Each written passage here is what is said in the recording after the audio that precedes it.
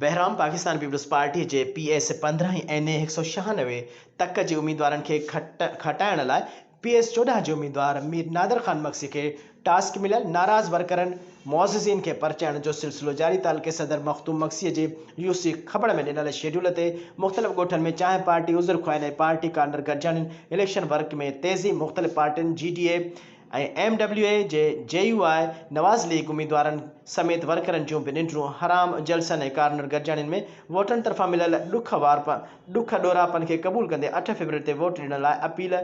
PP chairman Bilawal Bhutto ऐं PP सदर निसार अहमद खोड़ोजन जी election work में मीर नादर ख़ान मक्सी जो हवाले ॻोठ मोलिन नखोसो न्याज़ तेजो जामरी ऐं यार मोहम्मद मक्सी समेत ॻोठनि में गॾिजाणियूं। इलेक्शन वर्क में खुर्शीद जुनेजो, मखदूम ख़ान लियाकत अली अबड़ो, मीर इब्राहिम, मीर तारिक ख़ान खोसो, शाहजहान ख़ान, उबैदुल्लाह ख़ान, मुहब अली, मुमताज़ अली जामरी, नादर हुसैन, वडेरो ग़ुलाम अब्बास लाशारी, अब्दुल करीम खोसो, अली अकबर समेत शरीक।